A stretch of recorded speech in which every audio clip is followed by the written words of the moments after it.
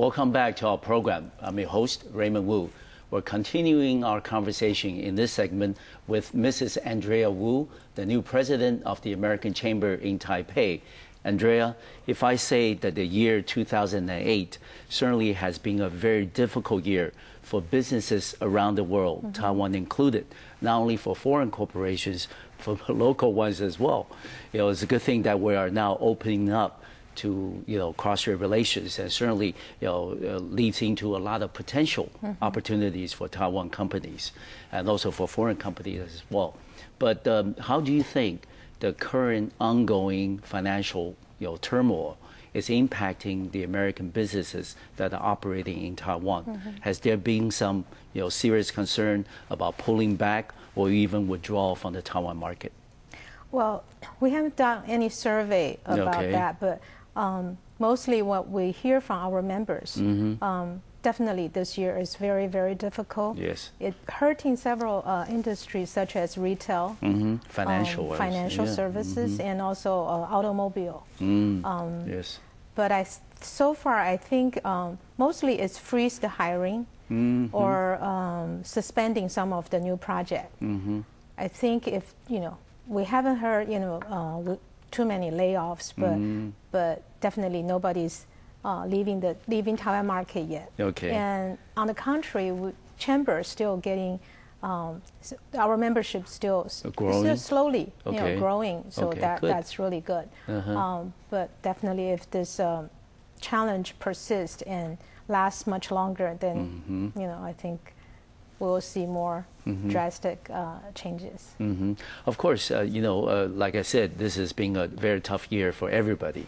Certainly for some of the financial institutions, especially in the U.S., and also the automakers, and also for retailers. And we don't know if we bottom out yet in the current process. What if the financial turmoil continues, and there will be some downsizing and possibly close down a few of the branches in this part of the world? How would the Chamber react if such worst-case scenario does come about? Chamber actually gone through some of those waves before. Oh, you have? Okay. I think maybe in early 2000, or maybe like 2002, 2003, especially SARS. Yes. There was a while that Chamber see a big drop of membership. Just like any company, I think, if you lose your revenue stream, you need to first probably cut costs. Yes. And also looking for ways to generate different the programs to maintain the interest for the member, and we just have to work harder to bring everybody's together. I think during the tough time, you need a lot of extra help outside from the company. And Chamber is a good place to brainstorm, gather some ideas. Exactly. To share best practice, to share challenges, to share, and to advocate to the lawmakers or government. So I think Chamber actually, during the tough time, we actually can provide more value. Okay. Maybe by nature, but also by my own personal observation, I'm cautiously optimistic about the current financial, turmoil, because I don't think this is something structurally, flawed about the system. And I think the problem started with the subprime mortgage, crisis that was about, a year and a half ago in the States. But now it's something that, you could attribute more to man-made mistakes than structural reasons. Therefore, I think, I'm optimistic because of the sense that we're looking at the governments around the world, not only in Taiwan, but certainly Taiwan is part of it, that are not sitting idly by and doing nothing. Government are coming up with a lot of rescue packages or stimulus plans to try to revive the confidence and try to build up, the economic vitality that once we had. Therefore, I'm going to ask you, our government just announced a series of economic stimulus, package, including the per person, 3,600 NT, spending voucher, and also the Love Taiwan 12 infrastructure projects.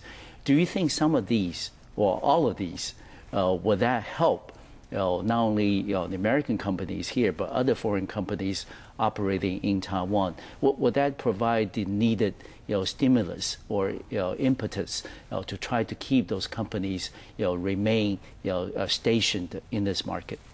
Well, definitely. I think anything will help the domestic companies. It will help foreign companies as well.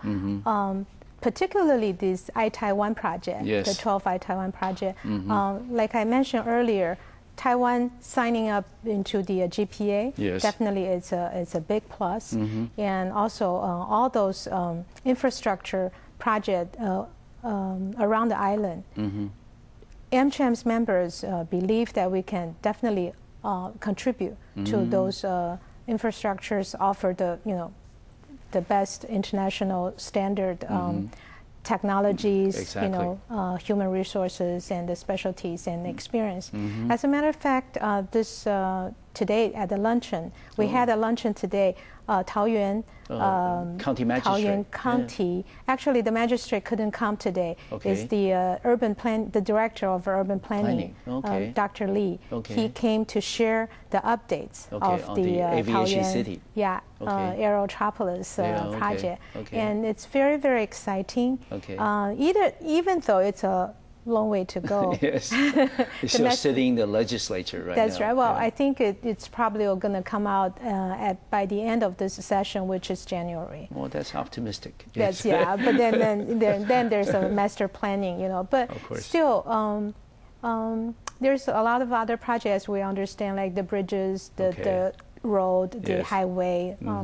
Any of those projects, I think it would be good for local operators and also for foreign companies, consultants, and we're really looking forward to work with Taiwan government and the private sectors here, because Taiwan really is a very, very nice country, of course, and so many members of our chambers do not want to leave this post when they're ready to leave, and this is really one of countries that they can really make friends here. Yes, yeah. I have a lot of friends in the foreign community. Of course, some of them Americans. They think that living in Taipei, maybe years past, may not be the top choice for a lot of expats. But today, it is really a premium position. Both in terms of the overall environment, even though us locals don't think Taipei's traffic or pollution really has a long way to go before it's really acceptable. But I think the foreigners have observed that there's been significant progress in terms of making the quality of life in Taiwan, particularly metropolitan areas like Taipei and Kaohsiung, much more livable. And also, they say that in Taipei, you could go up to mountains within an hour, and you can go to the beach within an hour by car at most. And then there's not many cities in Asia that you could do that. And then around the corner, you could go to American restaurant, the fast food chains, and then also you get a lot of international cultural expose in Taiwan, that you get a taste of the cosmopolitan nature of the city. So I certainly would like to think that Taipei will remain very attractive, not only because of the investment and other opportunities here, but also because of quality of life. But you mentioned about the Love Taiwan 12 projects. You also think that the American companies, does offer advantage or the edge in terms of providing services, technology, and then also consultancy practices. But that goes back to the earlier issues that you raised in the first segment, which is on the three areas that you like to see changed, to make the playing field a lot more level. One is on the rules and regulation. Second is on the work experience requirement and all that, making the flow of capital and human a lot more easy. And do you think this is sort of like chicken and egg situation? Do you think that when the 12 Love Taiwan projects are ready to open for public bidding, including the foreign participation, would those barriers, be resolved by that time? I don't know whether that will be resolved by that time, but I think definitely they have to be resolved by that time, because if the fundamental problem is still there, no matter what kind of project we want to enter, we're still going to come back to those problems. Of course. Right? So, so I think fundamentally there are things that the government really have to deal with and remove all those barriers. That's why we say we're hoping that the Taiwan government will have a very serious and overall review, because a lot of laws and regulations are outdated.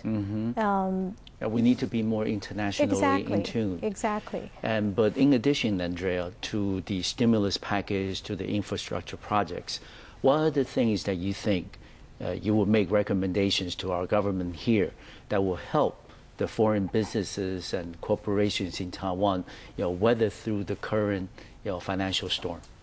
Well, I think embracing the, working with international companies and with other countries, and also looking into the more trade relationship with different governments. Okay, more integration, integration, not to just rely on Taiwan, China. I think that's a very, very important part of the economy jigsaw, but there are a lot of other pieces there together.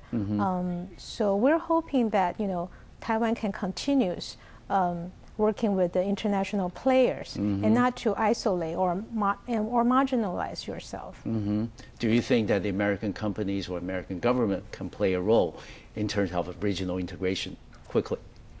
I think U.S. government always try to, they have a very good and very long-standing working relationship with Taiwan government. And I think they will remain. We're hoping that will come about, yes. Well, we're going to take a short break, and when we come back, we're going to continue our discussion with Mrs. Andrea Wu, and we're going to talk about a very important relationship across the Taiwan Strait. We'll be right back.